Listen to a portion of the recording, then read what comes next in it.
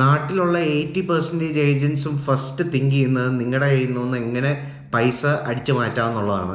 Okay, അപ്പോൾ നിങ്ങളുടെ research ചെയ്യേണ്ടത് എങ്ങനെയാണെന്ന് വെച്ച് കഴിഞ്ഞാൽ, ഫസ്റ്റ് കാര്യം നിങ്ങൾ നോക്കേണ്ടത് സ്റ്റുഡൻറ്റ് വിസയുടെ റിജക്ഷൻ പൊതുവേ ഇവിടെ കൂടുതലാണ് ഓസ്ട്രേലിയയിൽ. അത് നിങ്ങളുടെ ഏജൻസും നിങ്ങൾ അപ്ലൈ ചെയ്യുന്ന സമയത്ത് തീർച്ചയായിട്ടും പറയും. അപ്പോൾ ഇത് മറികടക്കാനായിട്ട് ഏറ്റവും വലിയ ഓപ്ഷൻ എന്താണെന്ന് വെച്ച് കഴിഞ്ഞാൽ, hello viewers, welcome back to my channel. Made in കൊച്ചിയുടെ മറ്റൊരു വീഡിയോയിലേക്ക് എല്ലാവർക്കും എൻ്റെ സ്വാഗതം. ഇന്നത്തെ വീഡിയോ കൊണ്ട് എടുക്കാൻ ഉദ്ദേശിക്കുന്നത് major updates in student visa. International സ്റ്റുഡൻസിന് അപ്ലൈ ചെയ്യുന്ന സമയത്ത് എന്തൊക്കെയാണ് മേജർ അപ്ഡേറ്റ്സ് വന്നേക്കുന്നത് എന്നുള്ളതിനെ പറ്റിയാണ് ഇന്നത്തെ വീഡിയോ കൊണ്ട് ചർച്ച ചെയ്യാൻ ഉദ്ദേശിക്കുന്നത്. അപ്പോൾ ഇതിൻ്റെ മെയിനായിട്ട് 6 പോയിന്റ് ആണുള്ളത്. ഇതിൻ്റെ ചില പോയിന്റ്സ് ഞാൻ എൻ്റെ മുമ്പത്തെ വീഡിയോയിൽ ഞാൻ റെഫർ ചെയ്തിട്ടുണ്ടായിരുന്നു. പക്ഷേ എല്ലാം കൂടെ ഒരുമിച്ച് ഒരു വീഡിയോ എടുക്കണമെന്നുള്ളത് കുറേ നാളത്തെ എൻ്റെ ആഗ്രഹമായിരുന്നു. ഇത് മെയിനായിട്ട് എൻഡ് ഓഫ് ഫിനാൻഷ്യൽ ഇയറിലാണ് ഈ സ്റ്റുഡൻറ്റ് വിസ അപ്ഡേറ്റ്സ് വന്നിരുന്നത്. ജൂലൈ 2024 ഏകദേശം ഈ ഒരു അപ്ഡേറ്റ്സ് ഗവൺമെൻറ് റിലീസ് ചെയ്തിരുന്നത്. അപ്പോൾ നമുക്ക് ഒട്ടും താമസിപ്പിക്കാൻ തന്നെ വീഡിയോയിലേക്ക് കടക്കാം. ആദ്യം തന്നെ സ്റ്റുഡൻറ്റ് വിസ ഫീസാണ്. ജൂലൈ 2024 തൊട്ട് ഓൾമോസ്റ്റ് ഡബിൾ ആയിരിക്കുകയാണ്. ഇതിനു മുമ്പ് സ്റ്റുഡൻറ്റ് ഫീസ് നിങ്ങൾ അപ്ലൈ ചെയ്യുന്ന സമയത്ത് ഗവൺമെന്റിന് വിസ ചാർജ് കൊടുക്കണമല്ലോ, അത് 710 ഓസ്ട്രേലിയൻ ഡോളർ ആയിരുന്നു. പക്ഷേ ഈ പുതിയ ഫിനാൻഷ്യൽ ഇയർ തൊട്ട് 1600 AUD ആയിട്ട് മാറിയിരിക്കുകയാണ്. ഇതുകൊണ്ട് മെയിനായിട്ട് ഇവർ ഉദ്ദേശിക്കുന്നത് എന്താന്ന് വെച്ചാൽ, ജെന്യുവിൻ സ്റ്റുഡൻസ് ഇതിന് അപ്ലൈ ചെയ്യാൻ വേണ്ടിയിട്ടാണ് ഇവര് ഫീസ് കൂട്ടിയിരിക്കുന്നതെന്നാണ് ഗവൺമെന്റ് പറഞ്ഞേക്കുന്നത്.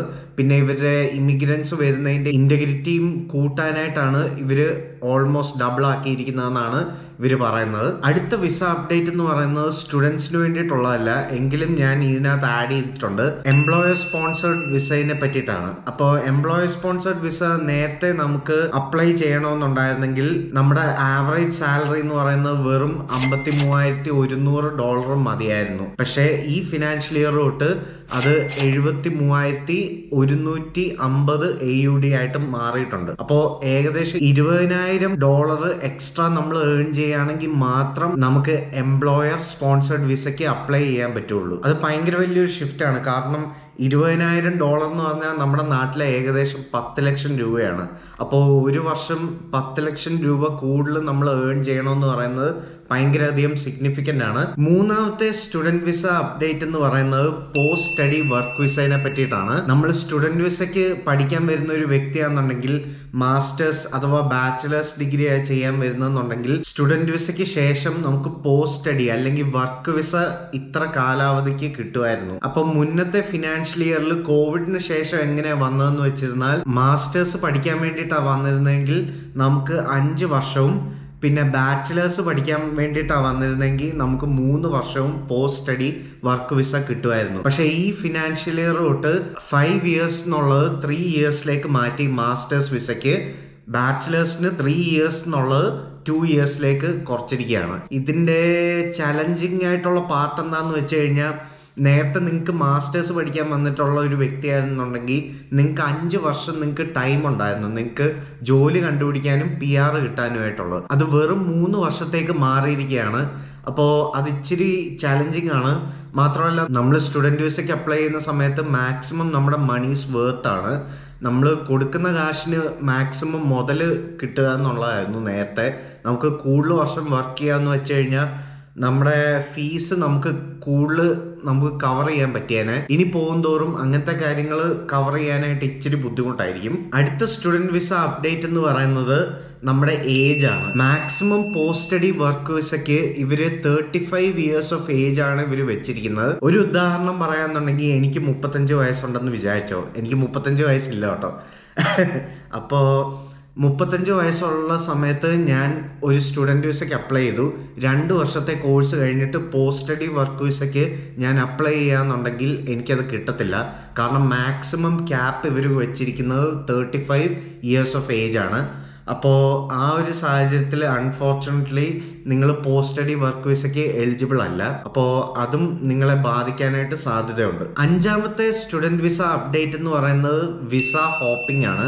ഇത് ഞാൻ എൻ്റെ മുന്നത്തെ വീഡിയോയിൽ ഞാൻ ഡിസ്കസ് ചെയ്തിട്ടുണ്ടായിരുന്നു. അപ്പോൾ വിസ ഹോപ്പിംഗ് എന്ന് പറയുന്നത്, നമ്മൾ ഒരു വിസയ്ക്ക് വേണ്ടിയിട്ട് ഇവിടെ പഠിക്കാൻ വന്നു, അതിനുശേഷം നമുക്ക് പോസ്റ്റ് സ്റ്റഡി വർക്ക് വിസയും കഴിഞ്ഞിട്ട് നമുക്ക് വേറൊരു വിസ അല്ലെങ്കിൽ സ്റ്റുഡൻറ് വിസയ്ക്ക് അപ്ലൈ ചെയ്യണമെന്നുണ്ടെങ്കിൽ ഓസ്ട്രേലിയയിൽ നിന്നുകൊണ്ട് അപ്ലൈ ചെയ്യാൻ പറ്റില്ല. നമുക്ക് നാട്ടിൽ തിരിച്ചു പോയിട്ട് നമുക്ക് വേറെ വിസയ്ക്ക് അപ്ലൈ ചെയ്യാൻ പറ്റും. പക്ഷേ ഇവിടെ നിന്നുകൊണ്ട് വേറൊരു വിസയിലേക്ക് മാറാൻ പറ്റില്ല. ആ ഒരു പ്രോസസ്സിനാണ് പറയുന്നത് വിസ ഹോപ്പിംഗ്. ഒരു വിസയിൽ നിന്ന് മറ്റു വിസയിലേക്ക് ചാടുന്നതിന് അതിനാണ് വിസ ഹോപ്പിംഗ് എന്ന് പറയുന്നത്. അപ്പോൾ ആ ഒരു പ്രാക്ടീസ് ആൽബനീസി ഗവൺമെന്റ് ജൂലൈ 2024 തൊട്ട് ബാൻ ചെയ്തിരിക്കുകയാണ്. ഇതിനൊപ്പമുള്ള ഒരു അപ്ഡേറ്റ് എന്ന് പറയുന്നത്, നമ്മൾ സ്റ്റുഡന്റ് വിസയ്ക്ക് വന്നതിന് ശേഷം 2 വർഷം ഇവിടെ വർക്ക് ചെയ്തെന്ന് വിചാരിച്ചോ, അതിനുശേഷം നമുക്ക് വേറൊരു വിസയ്ക്ക് അപ്ലൈ ചെയ്യാൻ പറ്റത്തുമില്ല. നമ്മൾ സ്റ്റുഡന്റ് വിസയ്ക്ക് വന്നിട്ട് ഇവിടെ പഠിച്ചു, എന്നിട്ട് നമ്മൾ വർക്ക് ചെയ്തില്ല, നേരെ വേറൊരു സ്റ്റുഡന്റ് വിസയിലേക്ക് നമുക്ക് ചാടാൻ പറ്റും. പക്ഷെ അഗൈൻ ആദ്യത്തെ റൂള് പോലെ തന്നെ നമ്മൾ ഇന്ത്യയിൽ പോയിട്ടേ നമുക്ക് വേറൊരു വിസയ്ക്ക് അപ്ലൈ ചെയ്യാൻ പറ്റുള്ളൂ. അല്ലെന്നുണ്ടെങ്കിൽ സെക്കൻഡ് ഓപ്ഷൻ എന്ന് പറയുന്നത് post study work visa. Masters പഠിച്ചതിന് ശേഷം 3 വർഷം നമുക്ക് വർക്ക് ചെയ്യാനായിട്ടുള്ള റൈറ്റ് ഉണ്ടാവും. 3 വർഷം വർക്ക് ചെയ്യുന്നതിനൊപ്പം തന്നെ PR-നുള്ള ആപ്ലിക്കേഷനിൽ ലോഡ് ചെയ്ത് വെക്കുക. അതാണ് നമ്മുടെ ഏക ഓപ്ഷൻ. ലാസ്റ്റ് പോയിന്റ് എന്ന് പറയുന്നത്, ഇത് സ്റ്റുഡന്റ് വിസയുടെ അപ്ഡേറ്റ് ഒന്നും അല്ല, ഇത് ജസ്റ്റ് ഒരു ടിപ്പാണ്. നിങ്ങൾക്ക് അപ്ലൈ ചെയ്യുന്ന സമയത്ത് സ്റ്റുഡന്റ് വിസയുടെ റിജക്ഷൻ പൊതുവേ ഇവിടെ കൂടുതലാണ് ഓസ്ട്രേലിയയിൽ. അത് നിങ്ങളുടെ ഏജൻസും നിങ്ങൾ അപ്ലൈ ചെയ്യുന്ന സമയത്ത് തീർച്ചയായിട്ടും പറയും. അപ്പോൾ ഇത് മറികടക്കാനായിട്ട് ഏറ്റവും വലിയ ഓപ്ഷൻ എന്താന്ന് വെച്ച് കഴിഞ്ഞാൽ ഓസ്ട്രേലിയൻ ഗവൺമെന്റ് വിസ പ്രോസസ്സ് മനസ്സിലാക്കുക എന്നുള്ളതാണ്. ഓസ്ട്രേലിയൻ ഗവൺമെന്റ് വിസ പ്രോസസ് എന്ന് പറയുന്ന ഒരു ലൂപ്പാണ്. എല്ലാ കൊല്ലവും ഫിനാൻഷ്യൽ ഇയർ സ്റ്റാർട്ട് ചെയ്യുന്ന സമയത്ത് ഇവർ ഭയങ്കര ലിബറൽ ആയിരിക്കും. എന്ന് വെച്ചാൽ ജൂൺ അവസാനമൊക്കെ ആകുമ്പോൾ ഇവരുടെ വിസ ആപ്ലിക്കേഷൻസ് ഇവർ വെൽക്കം ചെയ്ത് തുടങ്ങുകയാണ്, ഓപ്പൺ ചെയ്യാണ് പുതിയ ഫിനാൻഷ്യൽ ഇയറിന്. ആ ടൈമിലാണ് നിങ്ങൾക്ക് അപ്ലൈ ചെയ്യാനായിട്ട് ഏറ്റവും കൂടുതൽ ചാൻസ് ഉള്ളത്. അതേസമയം ഫിനാൻഷ്യൽ ഇയറിൻ്റെ എൻഡ് വരുമ്പോഴേക്കും ആയിരിക്കും ഇവർ ഏറ്റവും കൂടുതൽ സ്ക്രൂട്ടനൈസ് ചെയ്ത് നമ്മുടെ ഡോക്യുമെന്റ്സ് ജെന്യുവൻ ആണോ ലെജിറ്റിമേറ്റ് ആണോ അങ്ങനത്തെ ക്വസ്റ്റ്യൻസ് ഒക്കെ ഇവർ കൂടുതൽ ചോദിക്കുന്നത് ഫിനാൻഷ്യൽ ഇയറിൻ്റെ എൻഡ് വരുമ്പോഴാണ്. അപ്പോൾ എൻ്റെ ടിപ്പ് എന്ന് പറയുന്നത്, നിങ്ങൾ മാക്സിമം ഡോക്യുമെന്റ്സ് വെക്കുക.